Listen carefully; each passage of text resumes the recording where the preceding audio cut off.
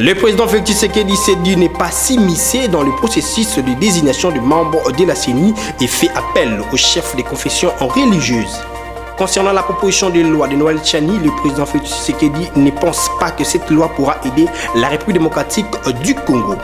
Le gouverneur de la ville-province de Kinshasa, Jean Tiningo Bilambaka, interdit toute marche sur l'axe Poma-Tété et l'aéroport international de Njili.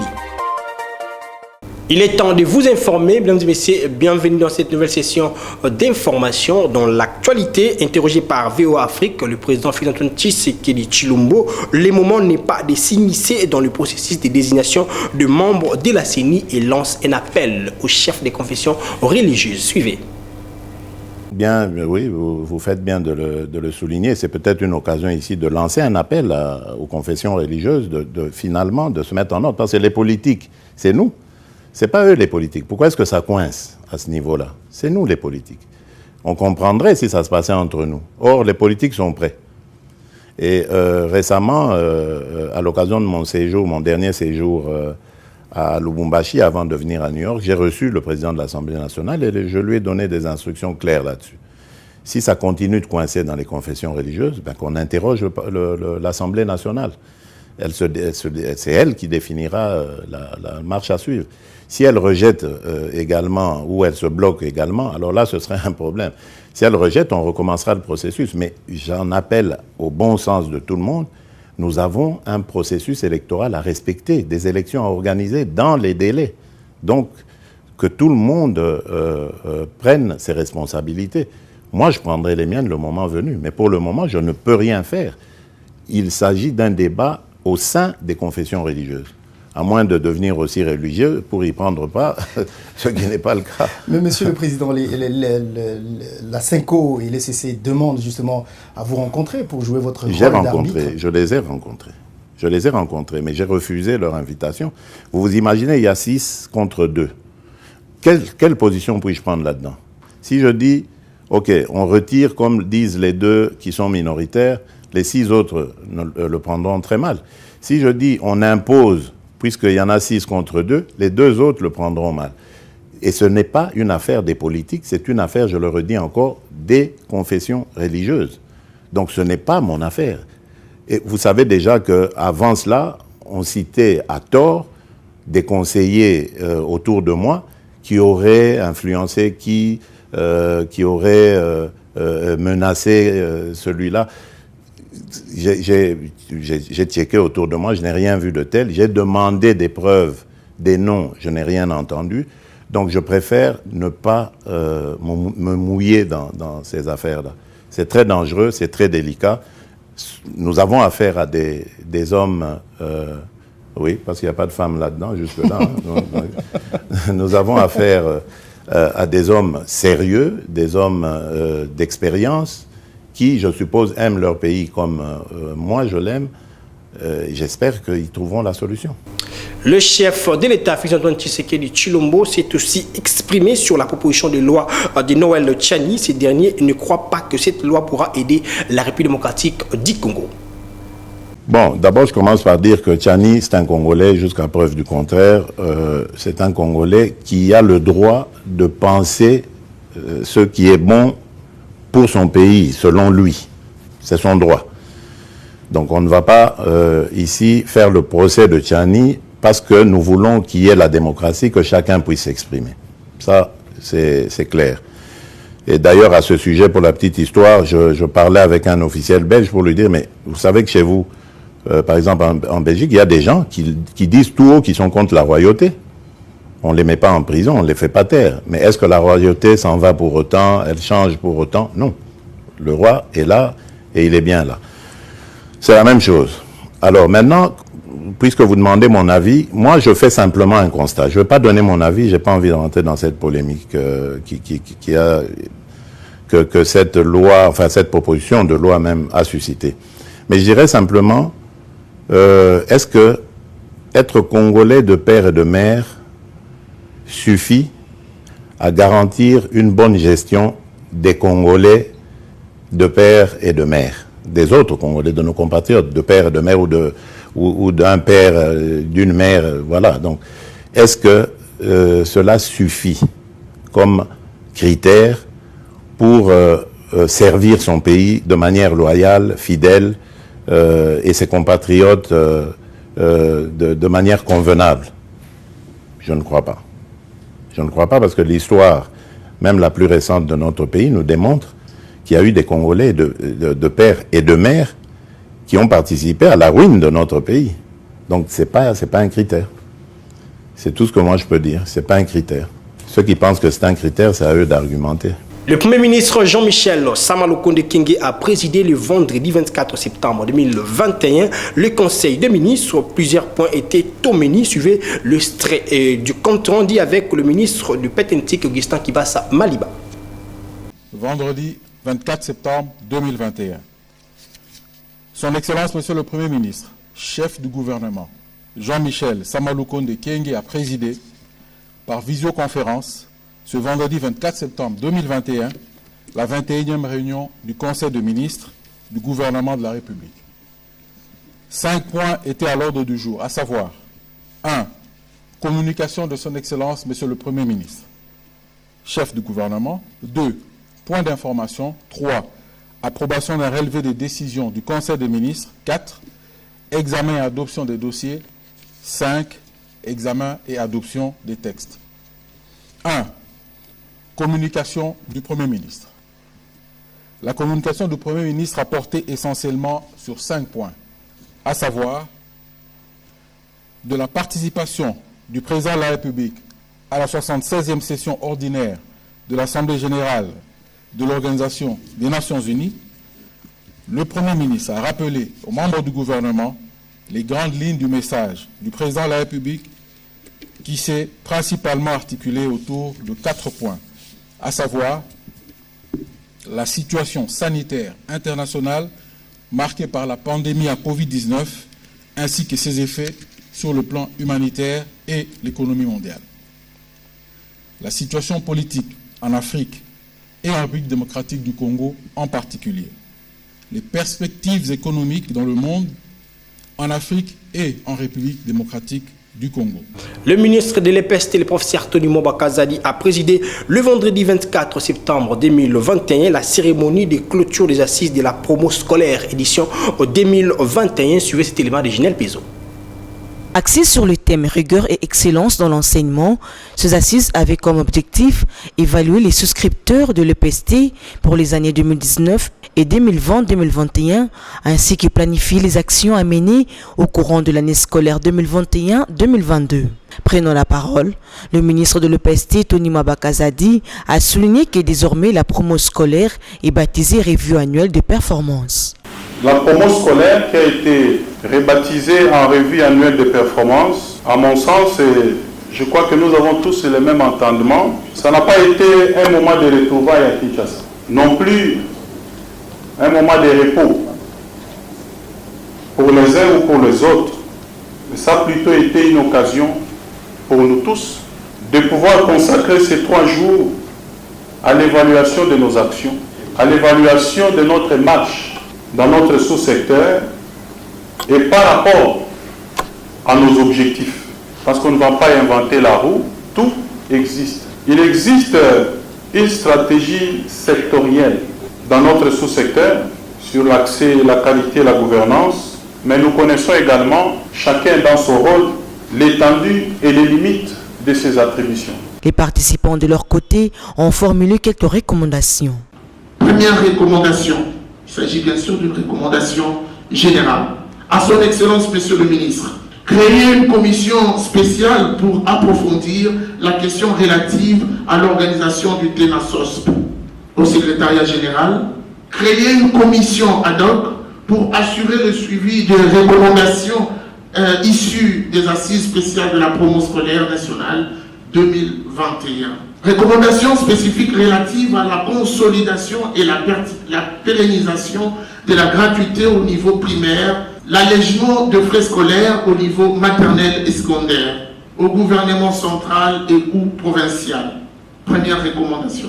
Construire de nouvelles écoles, au moins 10 par province administrative par an, et encourager les initiatives locales en cette matière.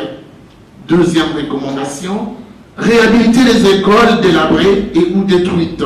Troisième, retraiter honorablement les enseignants et accélérer le processus de création de la caisse de retraite des enseignants ainsi que l'octroi de la prime de bourse. Rappelons que 350 participants venus des différentes structures ont pris part à ces assises de 3 jours.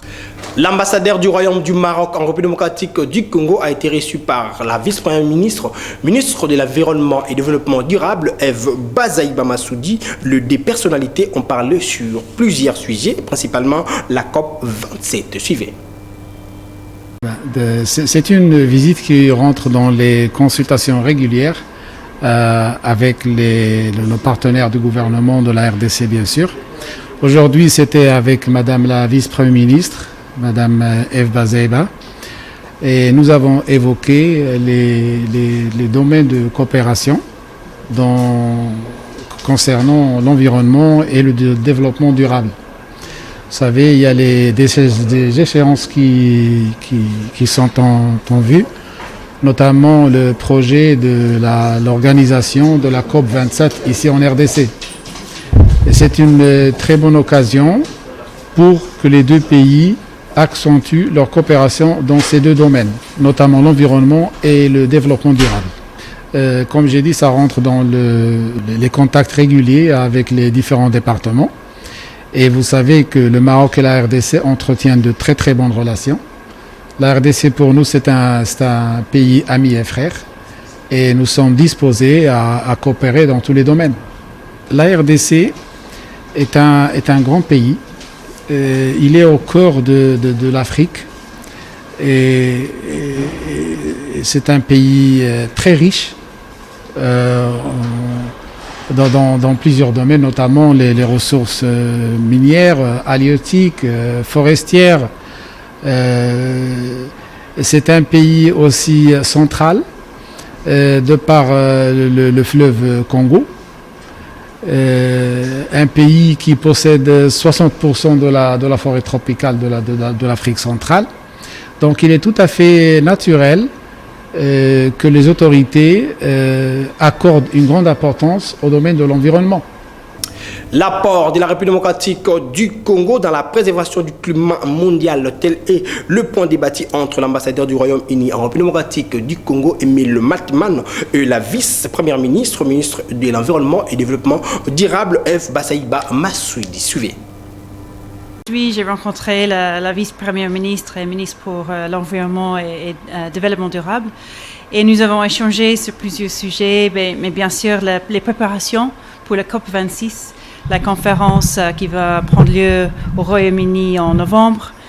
Et nous avons discuté le rôle important que la RDC va tenir pendant cette conférence et comment préparer ensemble des accords pour avoir un bon résultat de cet événement dans 6 semaines.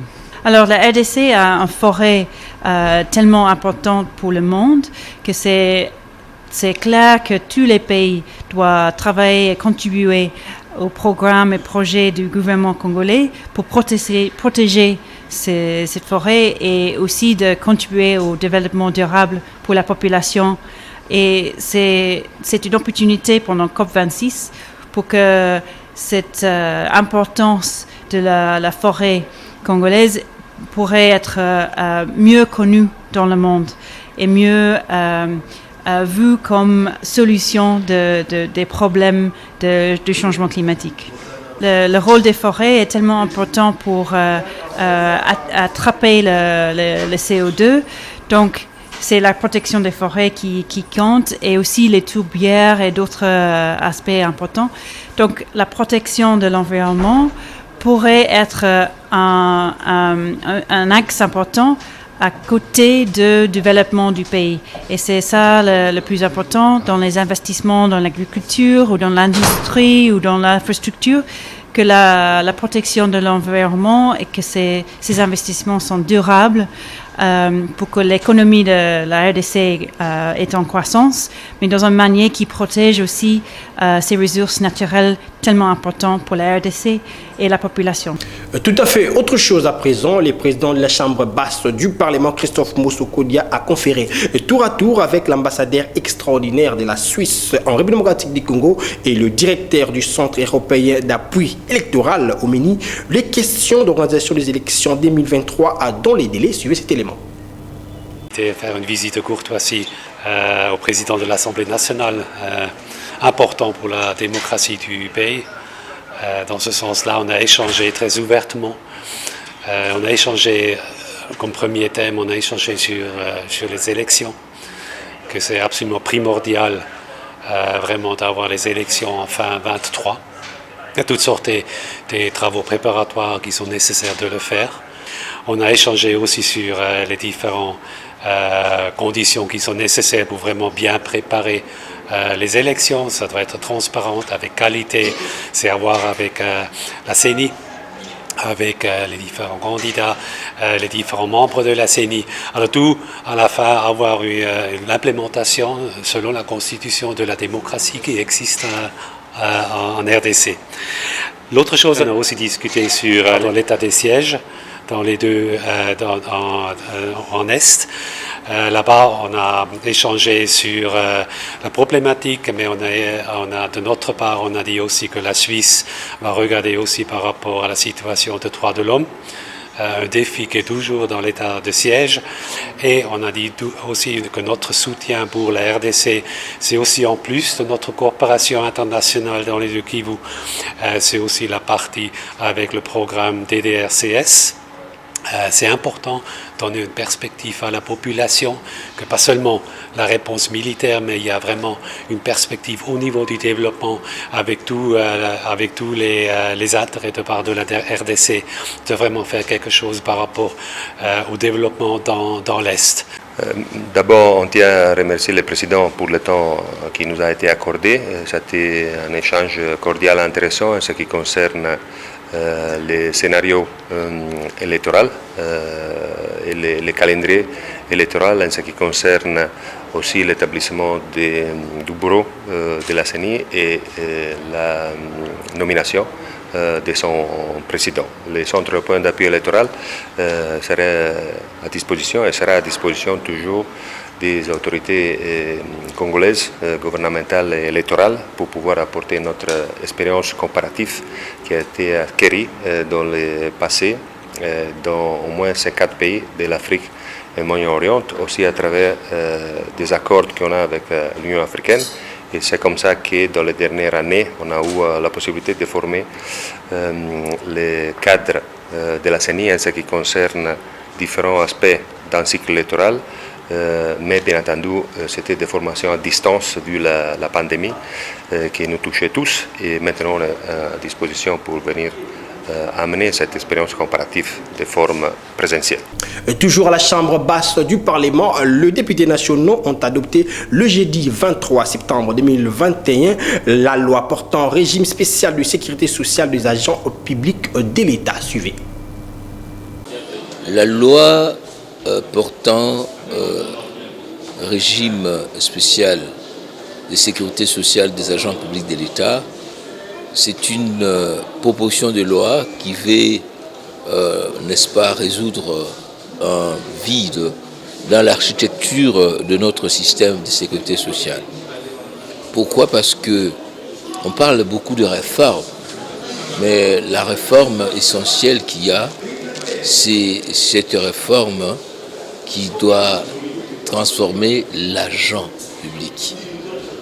Et cet agent public, qui est au centre de toute la problématique de la réforme, doit être révalorisé, non seulement comme actif, mais comme passif. Donc aujourd'hui, cet agent public se trouve dans un régime de retraite, donc de risque lié à la vieillesse, à l'invalidité, aux autres prestations telles que les allocations familiales et des allocations prénatales ou natales. dans un dénouement le plus complet. Il y a cette nuance ou cette différence. Ici, nous parlons d'une loi pour les agents de carrière. Les agents de carrière, mais des services publics de l'État. C'est là où nous intervenons tous. Nous voulons assez que cette loi soit prise et que la loi puisse être prise, mais tout en tenant compte de ce qui existe. Ce qui existe, c'est quoi? C'est le statut particulier de certains agents, comme les militaires, les enseignants, tout ce que vous connaissez là, les policiers. Alors, ils doivent avoir une particularité dans cette loi, où ils ont déjà des particularités. Mais la loi ici, elle est globalisante. Comme elle est globalisante, il faut qu'elle tienne compte de tous ces paramètres.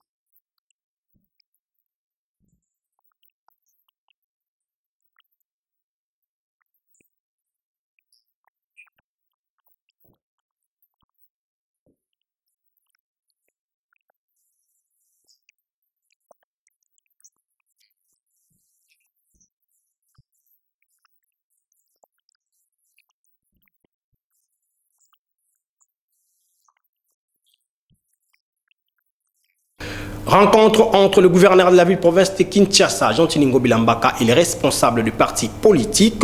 Le numéro 1 de la capitale congolaise a donc décidé d'interdire toutes les marches sur l'axe Pomatete et aéroport international d'Endjili. Suivez-les ensemble avec Constat Moutamba.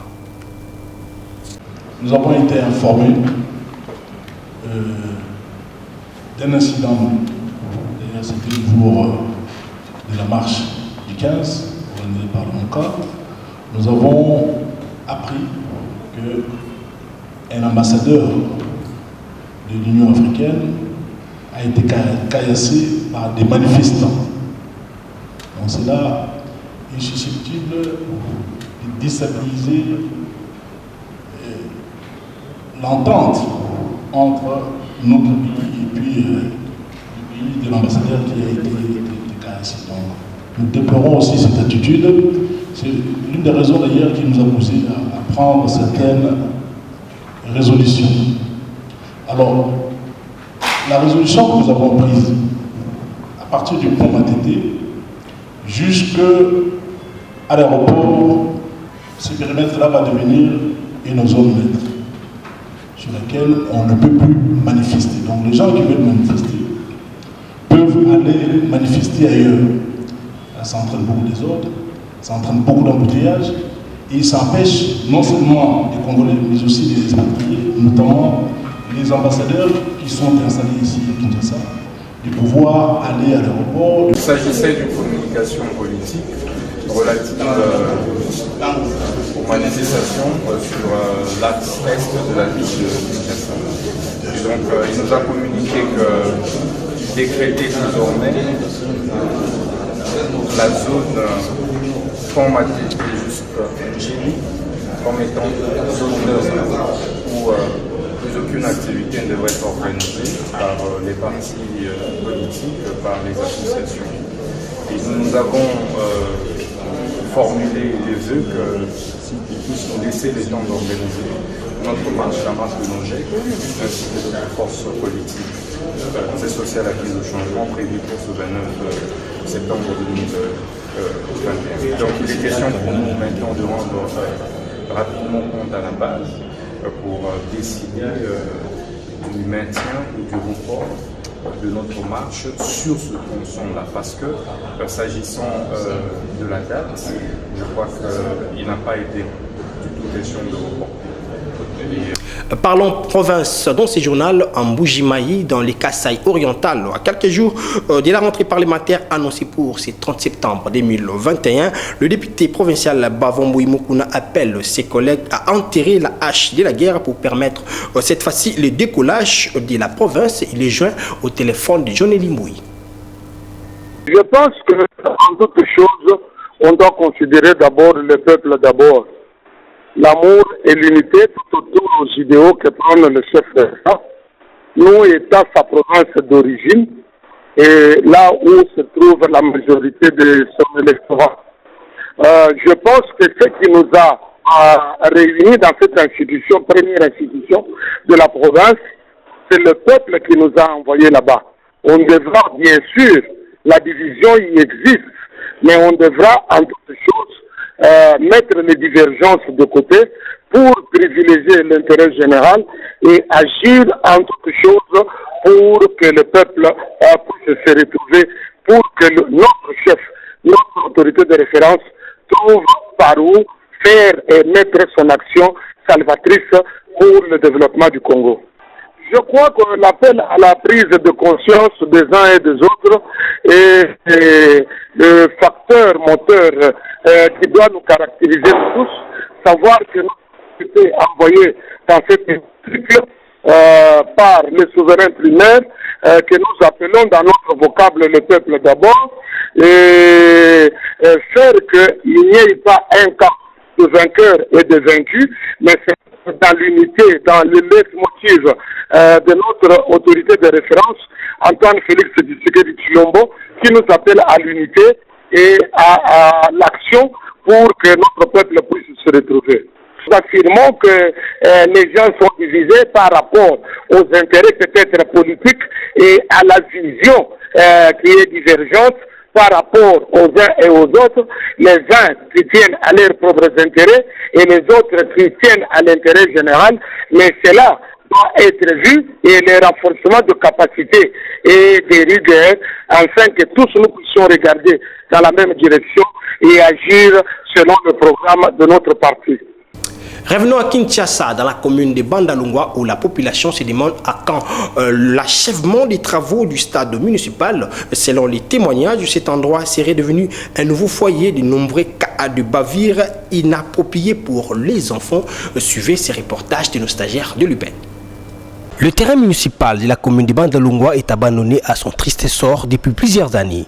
Utilisé jadis comme un lieu de loisirs, cet endroit est devenu une poubelle et un carrefour de malfaiteurs. Cette situation inquiète au plus haut point les habitants de ces coins de la ville de Kinshasa et demandent aux autorités de faire correctement leur travail. À Stade Moussousou, pratiquement, c'est là, il y a Delvaux, il y a Barumbu, Matete, ici là, à notre grande surprise, Bati Kango Boye, on ne sait pas c'est dû à quoi, mais selon l'information sur Nazalango, l'argent était déjà déboursé, mais les travaux, ici là, parce que la dernière minute, il fallait pas changer sous terrain basket, on va terrain à ciel ouvert. Et comme il faut changer, il faut pas genre il y a palais des sports couverts, hein? C'est un peu ça. Donc ici là et puis comment on a apparemment abandonné à propre sort, il y a des qui vraiment là où il y a des filles qui se prostituent de l'autre côté là-bas.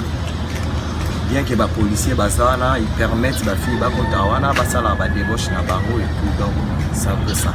Notons que si rien n'est fait, beaucoup de cas de vandalisme seraient à déplorer à cet endroit. Les usagers de la route Sekomaf dans la commune de Ndjili s'inquiètent sérieusement du sort réservé à leur voie si importante pour leur trafic en cette période pluvieuse. Suivez cet élément de nos stagiaires de l'UPEN pour avoir plus de précisions. La pluie qui s'est abattue la nuit du mercredi 22 à jeudi 23 septembre 2021 a causé la dégradation de la route Sekomaf dans la commune d'Ndjili. Cette situation empêche la fluidité de la circulation sur ces tronçons. La population de ces coins lance un SOS aux autorités.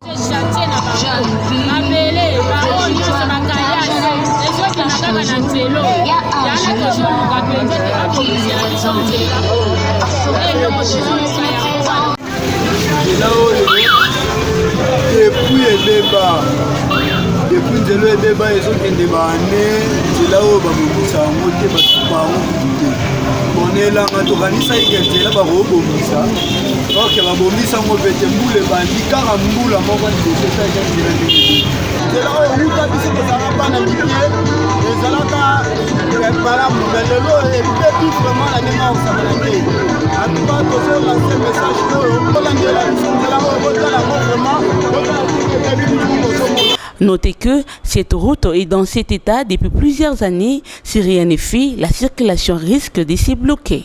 Place au rappel des titres.